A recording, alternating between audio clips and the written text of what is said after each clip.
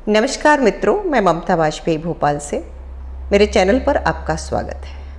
आज का वीडियो ये लिंक से हटकर है। जिस तरह की मैं वीडियो बनाती हूँ, मैं एक टेरेस गार्डनर हूँ और मैं बहुत सालों से छत पर बागवानी कर रही हूँ और उसी बागवानी के चलते मैंने एक वीडियो आज से 9 महीने पहले बील पत्री पर बनाया था।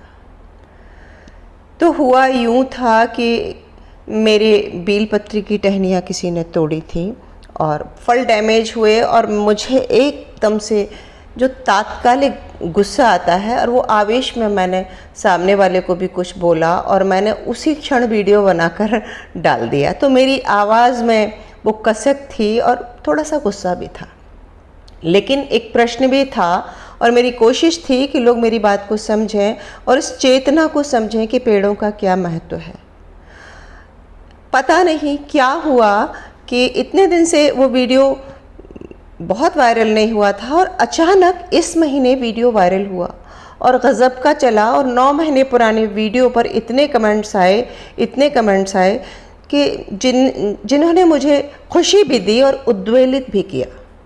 खुशी इस बात की, बहुत से लोग मेरी तरह सोचते हैं और मेरी बात समझते हैं, जो प्रकृति से प्रेम करते हैं, और बहुत से लोग जो शायद वही लोग होंगे जो इस तरह से दूसरे के घरों से जाके बील पत्र तोड़ कर लाते हैं और बगीचे उजाड़ते हैं, तो वो भी तो अपना मत रखेंगे। और एक बात और पता चली कि बील पत्री इतनी टूटने का और वीडियो वायरल होने का एक कारण शायद यह है कि कुछ कथावाचक शिव पुराण की पूजा को लेकर और बेल पत्र के महत्व को लेकर कुछ प्रवचन दे रहे हैं। तो मेरा ये वीडियो आज बहुत मिला जुला है उस जनता के लिए भी जो पूजा करती है, जो बेलपत्र का सम्मान करती है, और ख़ासकर उन कथावाचकों के लिए मैं प्रणाम करती हूँ, उन विद्वानों को। मैं उनके व्यक्तित्व पर कोई प्रश्न चिन्ह नहीं लगा रही, लेकिन मेरा विनम्र अनुरोध है कि जब वे पूजा की विधि बताते हैं और वे बेल पत्र चढ़ाने की बात करते हैं, तो जितनी शिद्दत से वो पूजा की बात करते हैं, वे जोड़ दें अपने प्रवचन में, अपनी कथा में, कि व्यक्ति बेलपत्र लगाए भी तो। यदि हम पेड़ नहीं लगाएंगे तो बेलपत्र कहाँ से लाएंगे? हम दूसरों के बगीचे उजाड़ेंगे और ये पूजा कलेश का कारण बनेगी। दूसरे को आहत करके या कि चोरी करके पत्तियां लेने से पूजा नहीं हो सकती, और दूसरे को आहत करने की भी बात नहीं है। एक पेड़ है हरा भरा, देखिए कितना खूबसूरत पेड़ है, इस पे पंछियों का बसेरा है, इसके नीचे लोग बैठते हैं और एक एक कर इसे पत्ती विहीन करके आप कल्पना कीजिए। तो जो पुजारी हैं उनके अपने कुछ परेशानियां हैं, अपने कुछ कष्ट हैं, जिन्हें दूर करने के लिए उन्हें शिव की पूजा करना है और एक एक पत्ती ही नहीं, पूरी टहनी नोच डालना है और फल नोच डालना है। तो क्यों न कथावाचक पहली शर्त रखें कि एक पेड़ लगाइए, या घर में जगह नहीं है तो पार्क में लगाइए, 3 साल उसकी सेवा कीजिए, फिर आपके जीवन के सारे कष्ट मिट जाएंगे और ये शिव की परम भक्ति होगी। अगर ये हो जाए तो कितने बेलपत्र के पेड़ आ जाएंगे। अब आ जाती हूँ मैं अपने मुद्दे पर। मेरे लिए सिर्फ बेलपत्र ही पेड़ नहीं है। मैं सोचती हूँ कि हम अपने जीवन में कम से कम एक पेड़ तो लगा के जाएं, तो जितनी हमारी आबादी है उतने पेड़ हो जाएं। हम शहरों में जितने रहते हैं हम पार्क में लगाएं, हम अपने सामने लगाएं, और हमारे पास जगह नहीं है तो हमारा कहीं कोई गांव ठिकाना होगा वहाँ लगाएं। और यदि हम नहीं लगा सकते, कुछ लोग ऐसे भी हो सकते हैं कि जो महानगरों में रह रहे हैं और जिनके पास कहीं जगह नहीं है, तो कोई बात नहीं, वे वृक्षों का सम्मान करें, उनकी टहनियाँ न तोड़ें, उनको सहलाएं, इज्जत दें, उनके महत्व को समझें। अब मैं अपना अनुभव बताती हूँ। एक मेरे पास कमेंट आया कि आप अभिमानी हो, आप देना नहीं चाहती, देना सीखो। बहुत बुरे बुरे कमेंट्स भी आए। तो इसमें अभिमान की बात नहीं है। किस बात का अभिमान करूँगी मैं? आप पेड़ लगा कर देखिए। ये जब पेड़ बच्चा था तो शुरू के 3 साल मुझे इस तरह बचाना पड़ा जैसे जंगल में एक बच्चे को छोड़ दो और शेर झपट्टा मारने के लिए खड़ा हो, ये स्थिति थी मेरी। मैंने इसके आसपास बाउंड्री बनाई थी, मैंने इसके आसपास दूसरे फूल वाले पौधे जैसे गुड़हल वगैरह लगाए थे ताकि ये उनके बीच ढका रहे। फिर मैं नीचे की डालियाँ प्रून करती रही, धीरे धीरे इसे ऊपर ले गई कि ये लोगों की नज़रों में ही ना आए। बड़े छुपा के मैंने जतन से इसको 3 साल तक बड़ा किया। जैसे इसकी टहनियाँ ऊपर आईं तो लोग उन्हें नोचना शुरू कर दी, और फिर मैं बालकनी में कुर्सी डाल के बैठा करती थी। ये अभिमान नहीं है, आप इसको करके देखिए कैसे मैंने इस पेड़ को इतना बड़ा किया है। ये और आम दोनों साथ लगे हैं। एक जो ये आम लगा है इसको आप गौर से देखेंगे, बहुत नीचे से ही इसमें 2 शाखाएं निकल गई हैं, और वो भी यही हुआ था कि एक दिन मेरी नज़र चूकी और ये सीधी डंडी ऊपर जा रहा था। बहुत छोटा बच्चा था, तभी किसी ने ऊपर से एक डंडी तोड़ ली और वहीं से फिर वो 2 पार्ट में बहुत नीचे से हो गया। तो मैं केवल ये कह रही हूँ कि मैं भी पूजा करती हूँ, मैं भी शिव भक्त हूँ। मैं पूजा पर प्रश्न चिन्ह नहीं लगा रही। मेरे लिए तो सभी पेड़ पूजनीय हैं। मैं इस तरह अलग से क्लासिफाई नहीं करती हूँ। मुझे ये समझ में आता है कि पेड़ क्यों लगना चाहिए, और मेरे जैसा बहुत बड़ा वर्ग है जिसे समझ में आता है। लेकिन ये वीडियो उन लोगों के लिए है। देखिए, बहुत सारे लोग हैं जो बहुत मासूम हैं, उनका कोई दोष नहीं। उनको ये जो कथाएं सुनते हैं और ये कथावाचक उनको उपाय बताते हैं, और इस दुखों से भरी दुनिया में अगर कोई सहज सरल पूजा उपाय मिलती है तो कौन नहीं करना चाहेगा। तो विनम्र होकर इन कथावाचकों से मेरा अनुरोध है कि वे कभी भी कथा पढ़ें तो वे सबसे पहले पेड़ के महत्व को समझाएं। पत्तियां और टहनियाँ बाद में आती हैं, पूजा उसके बाद। अगर जीवित वृक्ष की पूजा करेंगे, एक बिलपत्र का पेड़ लगाएं, उसके नीचे जाके तने को प्रणाम करके रोज छू कर आएँ और उसकी पत्तियों को सहलाएं, या कि उसको बस नज़रों से भर देख लें। देखिए आप दुनिया कितनी हरी भरी हो जाती है। अब मैं अपनी तकलीफ़ों के पुलिंदे खोलती हूँ।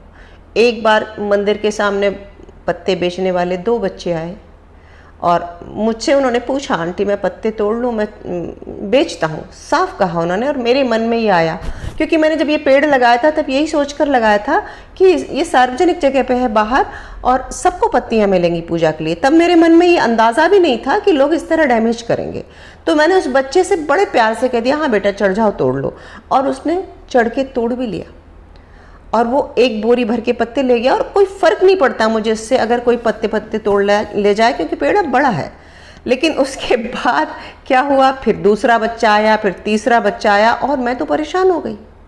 और जब मैंने मना करना शुरू किया, उस समय कच्चे फल लगे थे पेड़ में, जब मैंने मना करना शुरू किया तो वो चोरी पे आ गए। मैं जैसे ही अंदर गई, उसके बाद मैं 1 घंटे बाद निकल के आई तो 1 बोरी कच्चे फल तोड़ के उन बच्चों ने रखे थे और 2 बोरी पत्ते। पेड़ आधा सूना कर दिया था। तो जो पेड़ लगाता है, ये 16 साल के आसपास का पेड़ है, मेरे बहुत लंबे एक्सपीरियंस है, बहुत कड़वा अनुभव है। कुछ खास मित्र जिनको मना किया, कुछ लोगों ने मुझे ये राय दी कि आप खुद तोड़ कर रखें। अब मैं इसका भी उत्तर देती हूँ कि इतना बड़ा पेड़ है, हम दोनों हस्बैंड वाइफ सीनियर सिटीजन हैं, कौन इस पर चढ़ेगा और कौन टोकरी में बेलपत्र तोड़ के रखेगा। मैं भी तो यही अनुनय विनय करती हूँ उन लोगों से कि आप अपने साथ एक बच्चा ले आइए, 1 टोकरी तोड़ लीजिए, कुछ यहाँ रख दीजिए, कुछ आप ले जाइए। और कुछ मुझे ये भी लोगों ने सुझाव दिए कि आप बीज बोकर पौधे बांटें। तो सच मानिए मैंने पिछले 2 साल से ये कर रही हूँ। मेरे पास तो टेरेस गार्डनिंग का मेरा अनुभव है, बहुत आसानी से बीज उग जाते हैं। मैंने पौधे उगाकर अपने कॉलोनी के व्हाट्सएप ग्रुप पर मैसेज छोड़ा कि मुफ्त में पौधे ले जाइए। लेकिन एक महिला आई और वो भी उन्हें मंदिर में लगाना था। एक और मेरे पड़ोसी ने लिया, इसके अलावा कोई नहीं आया। और वो पौधे मुझे जैसे तैसे ठिकाने लगाना पड़े कि मैं उनका क्या करूं।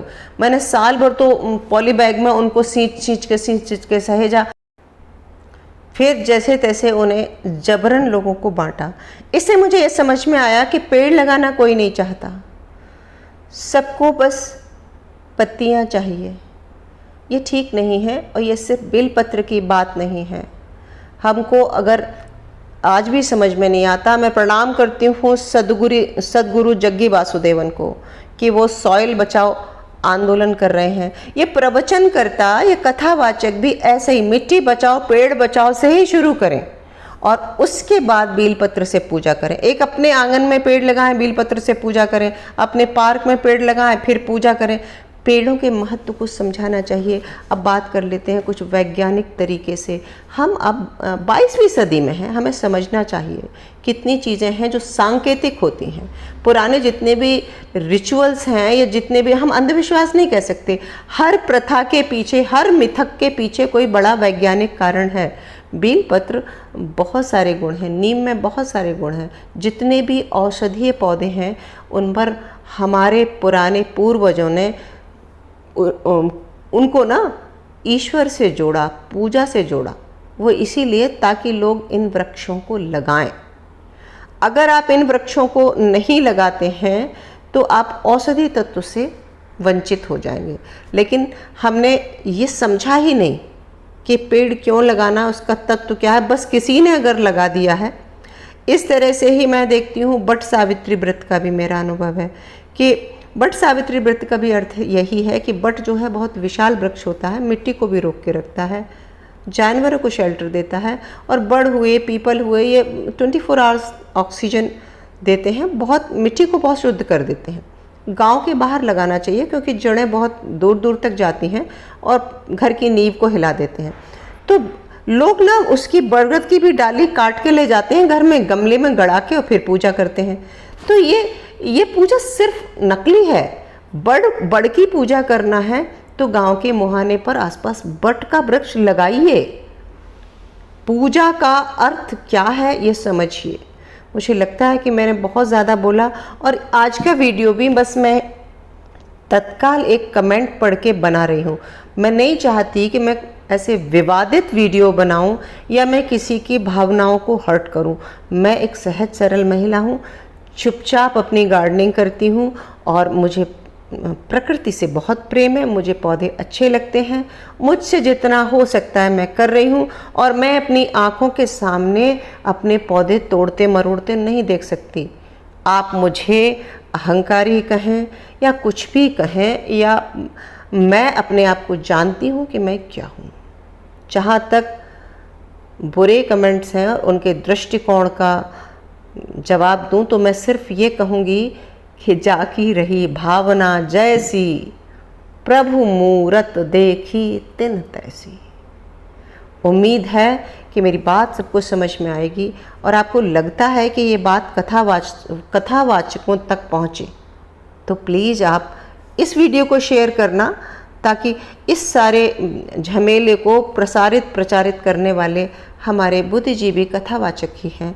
अगर उनके समझ में ये बात आ गई तो ये समस्या बड़ी आसानी से हल हो जाएगी। अंत में सिर्फ इतना ही कहूँगी कि मेरी बातों से अगर कोई आहत हुआ है तो मैं क्षमा प्रार्थी हूँ। मेरा उद्देश्य किसी को आहत करना नहीं है। मिलते हैं अगले वीडियो में, तब तक के लिए नमस्कार।